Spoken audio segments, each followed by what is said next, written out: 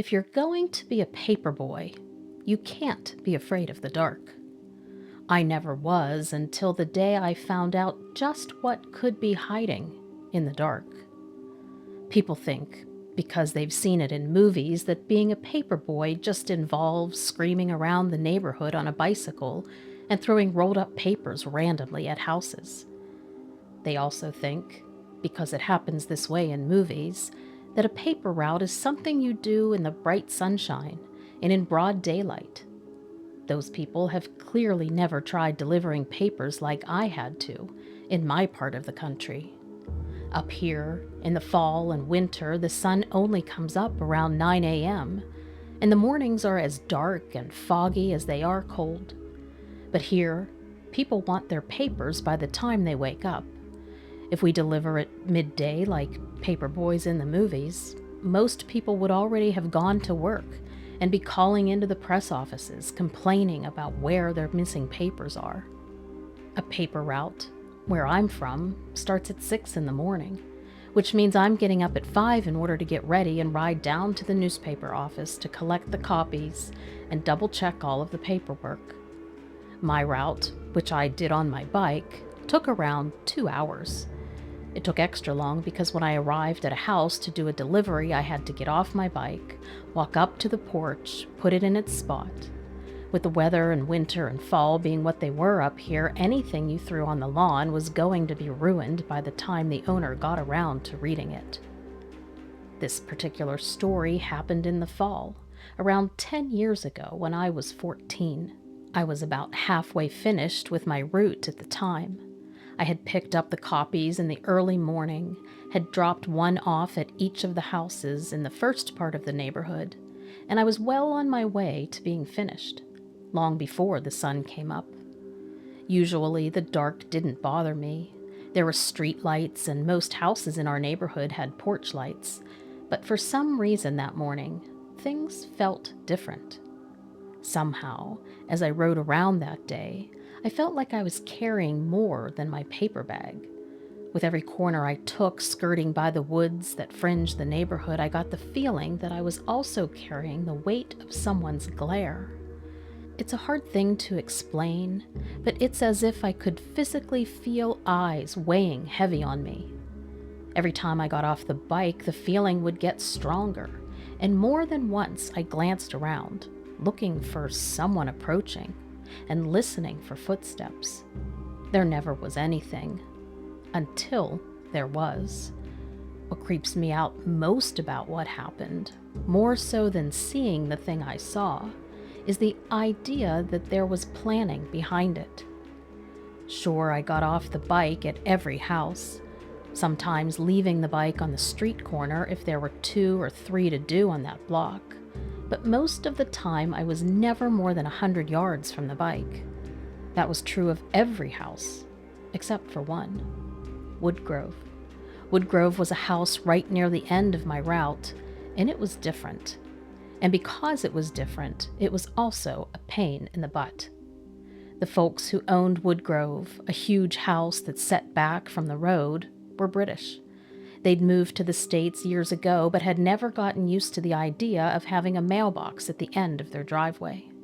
Instead, they had a letterbox, a little flap in their front door, through which they expected all of their mail and their morning paper to be delivered.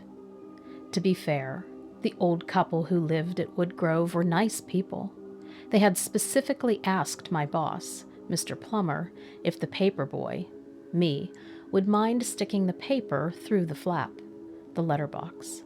I actually didn't mind, especially because the Woodgrove couple gave a huge tip on Christmas and Thanksgiving, and candy on Halloween. The point is, though, that this was the furthest I would ever be on the route from my bike, and whatever was watching me knew that. That means it had planned ahead and had been watching me for a while. I had laid my bike down as usual, and I was on my way to the door when I heard a sound behind me.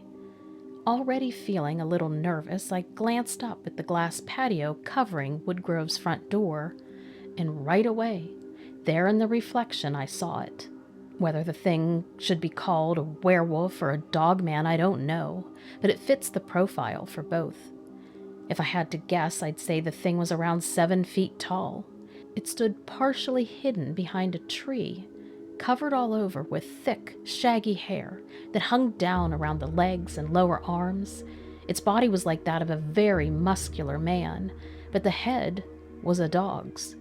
Pointed ears, a long snout, a pink tongue above which huge canine teeth stabbed horribly downward. And its neck sloped down in shoulders in an upturned V, thick as a man's waist around. It was a sinewy knot of muscles and tendons, all designed for leverage and power. Maybe the worst of all were the eyes.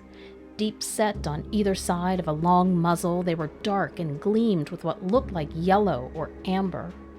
Whatever the color, they were fixed, staring with a clear intent on me.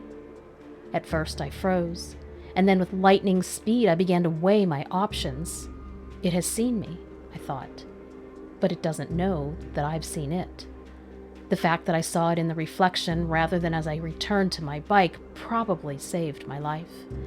If I had gone back for the bike, had not seen that thing first, lurking and waiting, then I would have had no chance.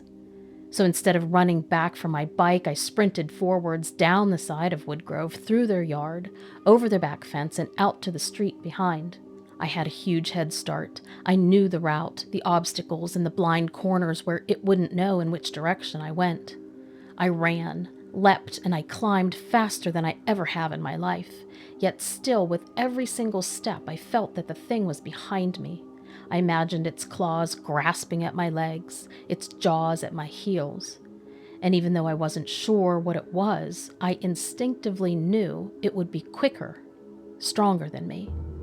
As I ran through the familiar streets of my neighborhood towards home, my heart pounding in my chest and fear surging through my veins, I felt a sense of desperation unlike anything I've ever experienced before. But despite my fear, there was also a part of me that felt exhilarated. For the first time in my life, I was truly experiencing the rush of running for my life.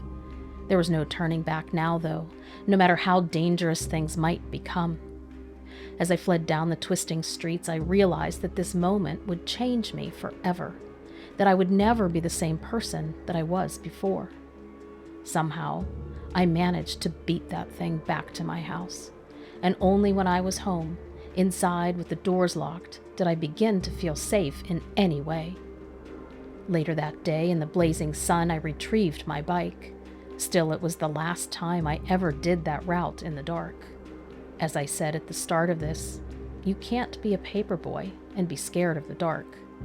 I never used to be, but now things have definitely changed. If you can believe it, when I first saw it, I was excited. Not because of what it actually was, but because, to start with, I thought I was looking at something entirely different. And then when I finally realized the truth of what I was seeing, I wasn't excited. I was terrified. Before we get to that, though, it's worth explaining exactly why I happened to be out at the football field at midnight. It's always weird to me that when I tell people what I saw, that's always their first question. I mean, I get it. It's not exactly a normal hour for anyone to be up there, but it's still interesting how that is always their first concern. What were you doing there at midnight? It's as if after they hear the story, their head goes funny, and they feel there's something wrong. They can't begin to think of it as possible or real because that would scare them too much. So instead of focusing on the real problem, they focus on the little details as to why I was there at that time. But that's not the problem. The problem is that the story is real and true. It did happen, and no amount of skirting around the topic is going to change that. I went up to the field for my glasses. I've been the football coach at the local high school for the past 10 years, and in all that time, very few of the students have ever seen me wearing my glasses. Not because I'm vain about it, but because I like to be quite active in my coaching. I'm not one of those stand on the sidelines and scream kind of coaches. I tend to run around while I shout out my instructions and constantly give tips, pointers, and demos of what the players should be doing. I work my guys hard in training, and we see the benefits of it on the field. Sometimes getting involved in those training sessions while wearing my glasses doesn't work out, so I put in my contacts. When I go home to my wife in the evening, though, I'm not coach anymore. I'm just regular old me, and then I not only prefer to wear my glasses, but I need them, because my lenses only help with farsightedness. That night I went straight from what was quite a fiery training session to a meeting with one of my boys, a kid called Dwayne. He's a good kid, but a good kid who's going to need to shake off a few years' worth of bad attitude if he's going to go anywhere in this sport. At the evening training session, he was giving out some verbiage that was definitely on the wrong side of all right. I pulled him on it. We had words, and the whole thing blew up into a shouting match, after which he stormed away, bouncing his helmet off the bleachers and swearing never to step foot on the field again. A few hours later, giving him time to calm down, I called his parents. I explained what had happened and asked them to send Dwayne back to the field so he and I could have a little one-on-one chat and straighten things out. To his credit, Dwayne did show up. We sat on the bleachers, talked through some of his issues, and again, to his credit, he apologized. I explained that he could be a big name in the sport, maybe even go pro one day if he lost the attitude and put in the work. As part of the conversation, I stupidly said something like, "I should be seeing 100% commitment from you, man. I should find you here at 5 a.m. doing push-ups or running laps on the field at midnight." I didn't mean it literally, obviously. I just meant that he needed to double down on his training. Anyhow, I drove home from the meeting, got back far later than I usually do, half expecting a tongue lashing from my better half. Instead, I got a good meal and an understanding frown. She knows how protective I get over my boys. Roll on to 11:30 at night, and I'm finally ready to go to bed with a good book when I realize I don't have my glasses. I knew I had them with me when I went to meet Dwayne, and I figured I must have taken them out of my pocket and left them on the bleachers. Cue up me trudging downstairs, throwing on my sneakers, and driving all the way back to the field to pick them up. I'll be honest and say that I didn't like being on the field at night. To me, there's always been something creepy about places that are usually filled with people when they're empty. It's like when the people leave, all the soul or life of the place goes with them, and what's left is like a skeleton, the remains of what the place is supposed to be. Seeing a place that's lively in the day at night is like seeing its corpse to me. Anyway, there was at least the comfort of a full moon, meaning that it was a lot easier to see and I didn't even need a flashlight. I scrambled around looking for a minute or two, trying to find the place where we had held our little summit, and sure enough, after only a minute there, I spotted my glasses case right where Dwayne and I had been sitting. I strolled over and bent down to pick them up, but as I did, I lowered my head and took my eyes off the field. I saw something move out of the corner of my eye. Standing back up, I could just about make out the silhouette of someone huge running towards me, across the field, from the far other end. Now I was wearing my contacts, but it was dark, and for a second, or maybe more than a second, I saw the outline of this muscular guy running laps, almost at midnight. So I thought, Dwayne. The stupid SOB has taken me literally and turned up at this hour to train. That's why what I saw initially made me smile. Initially.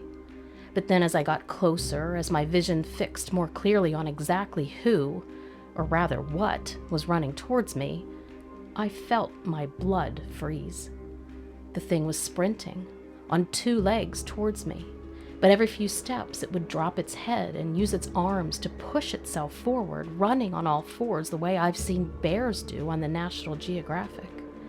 But this wasn't no bear. It was huge, like a man, but with a wolf's head or a dog's head. Just this huge triangular head arching forward with its mouth wide open and two pointed ears resting on top. Now, I'm a big guy, and I'm not someone who scares easily. But when I saw that thing, saw the light glimmer off its fangs, saw each time it returned to upright, just how tall, how massive the thing actually was, I don't mind saying I was terrified. So I ran. I ran faster than I have ever run in my life, and faster than any of the players I've coached has ever run on that field. By the time I reached my car, the thing was in the parking area, but it seemed to have lost sight of precisely where I had gone. That split second of its slowing allowed me to start the engine and speed off into the night, the whole while checking in the rearview mirror, checking to see that I wasn't insane, that what I was seeing was 100% real. I checked. It was. Before that night, I had never even heard of the Dog Man. It was only later, after the event, that I read the articles, watched the videos on this channel, and realized just how widespread this story is. How many people every year in the US and elsewhere report seeing the exact same thing that I saw that night. Part of me feels reassured, vindicated even, that clearly I wasn't crazy and that I wasn't the only one. After a while, though, that realization starts to sink in. I'm not the only one. Many others have seen it. It might mean I'm not crazy, but scarily, that also means that what I saw was real, and that judging by the numbers, there might be more than the one I saw. It's only a matter of time before one of those witnesses doesn't get away in time. In a way, I think that worries me more. It's strange for me to think, but for weeks before it happened, I had been begging to be allowed to sleep in Jimmy's treehouse. But after that night, and after we saw what we saw, neither of us ever went up there again. To call it just a treehouse doesn't really give an impression of what it was like. When I say treehouse, most people think of a rickety platform nailed together using a few pieces of wood and some badly hammered nails. But this wasn't that. Jimmy's dad was a professional carpenter. When he wasn't working on people's kitchens or laying their floors, he spent his time in the old oak tree in their backyard, with the best and coolest treehouse you've ever seen. The fact is, it was actually bigger and a whole lot nicer than some people's actual bedrooms. The whole thing was perfectly sealed up, and there were big windows on either side, so you could see for miles around, and there was a rope ladder you could climb up to get in. Inside, the floor was sanded, and Jimmy's dad had put down an old Turkish rug he'd bought at a garage sale. It covered almost the whole floor. There was also an extension cord rigged to an outdoor plug. The cord had been pinned to the back of the side of the tree and then all the way up the trunk, and then it snaked in the window so you could have a lamp or a radio up there. I guess you could have had a TV too if Jimmy's dad had trusted us to carry one all the way up there. But obviously, he didn't. Not that we needed one. Most of the time we were up there, we would just hang out and do boy stuff, reading comics, talking about girls and school, and sometimes in the evening trying to scare each other with bogus ghost stories. What we really wanted to do, though, what had become a bit of an obsession for us over that summer, was to camp out all night long, to pack up a ton of snacks and some sleeping bags and spend the night swapping stories and sleeping on the old dusty rug. It wasn't much of an adventure, but in our 12-year-old minds, it was everything.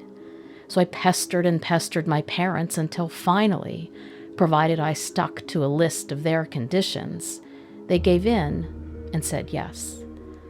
I remember I was so excited, sitting up there and watching the sun go down, feeling the summer air turn cool as night. I felt like I was doing something really grown up and cool. It's funny to admit that now, but it's true.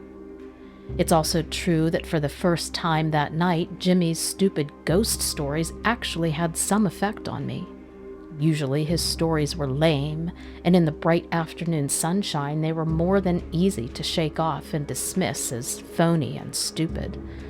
But at night, when all you could hear was the sound of the wind and the leaves and the odd creak from the boards below us, suddenly they seemed far more real, more potent. I remember noticing how even as he told the stories, Jimmy's own voice started to change. It became lower, quieter, as if he was telling me a secret that he didn't want anyone outside of the treehouse to hear. I remember, too, that even though he was the one telling the story, his eyes kept shifting around, as if he was searching the corners of the treehouse and the darker spaces for the very things he was bringing up from his imagination. Every once in a while, his voice would crack, and I could tell that he was actually succeeding in scaring himself, too. I'll be honest and admit that when he suggested we might want to get some shut-eye, I was actually relieved. I huddled under my sleeping bag and the blankets Jimmy's dad had given us, and I tried to drift off, wishing at least a little bit that Jimmy had left the flashlight on. I guess it was about a half an hour after that, when I'd been dozing just a little, that the first sounds came. At first I figured it must just be a raccoon or a dog or something nuzzling around in the brush, and then the trees at the end of Jimmy's garden were waving, and then I heard the branches rustling and snapping. They were breaking underfoot. Something was moving around, and right away I knew that whatever it was far bigger and heavier than a raccoon or a dog. It was at that point that I got a little scared. I woke Jimmy up. I told him what I'd heard and that it sounded like footsteps. At first, I actually worried it might be a person, some creep watching us from below, and I decided that whatever happened, we had to look over the edge and check. Slowly, and as quietly as I could, trying not to make the boards creak at all, I got up to my knees and I looked out one of the glassless windows. At first I couldn't see anything, just the line of trees, the edge of Jimmy's lawn and the moon. But then, from somewhere just to the left of the tree line, I saw a shadow stretched out across the grass, shining from the moonlight. A shadow that I swear was not of a man, although it was standing on 2 legs. A few moments later, I heard a new sound, a sort of a quick, repetitive snort, the kind of quick, stabbing breaths that a dog takes through its nose when it's sniffing or searching for a scent. A moment later, I saw exactly why that sound seemed so much like a dog. Shifting my position and rising up a little higher, I peered straight down over the edge of the platform, over the huge branches onto which the treehouse was attached. What I saw made my heart race. Staring up at me only a few feet below the platform itself were 2 immense yellow eyes, deep set into a feral, canine head, wider and broader than any dog I've ever seen. Worse still was that this enormous head, sporting powerful, murderous-looking jaws and a row of jagged fangs, was attached not to the body of a huge dog, but to the neck, shoulders, and thick, heavily muscled arms of a man. Whatever it was that was staring hungrily up at me, it was standing on 2 feet, not stretched up on its hind legs like a dog, but upright on its 2 legs. Its torso was not a set of 4 paws, but a chest and arms, each ending in huge spade-like hands sporting massive claws. It was not a dog, or a man, but something between the 2, and larger than either. Staring up at us, its nose twitching furiously at the aroma of our food, its head came to within 2 or 3 feet of the bottom of the platform, which I'm guessing must have been at least 10 or 12 feet in the air. Of course, I did what anyone in my situation would do. I screamed from the pit of my stomach, loud enough to wake the dead, and more importantly, to wake Jimmy's father. Soon we saw the light turn on in his bedroom and then the back door of the house opening quickly. We watched as he ran into the yard wearing only his boxers in a mad panic. But by the time he got to us, the thing was gone. Scared off, or maybe discouraged by my scream, it had bounded away, running on 2 legs in a way that seemed so natural. It was scary. When I asked Jimmy if he had seen it too, at first he was quiet and reluctant to say anything. But I could tell immediately that he'd definitely seen something. I could tell not only by the wild look in his eyes, but by the fact that he could do nothing but stammer. It's been 3 years since the encounter, and we've never talked about that night. We've both seen and read reports about other sightings of dog men, but we don't discuss it. It's one of a list of things we don't do anymore. That list also includes telling ghost stories and asking to stay in the treehouse at night.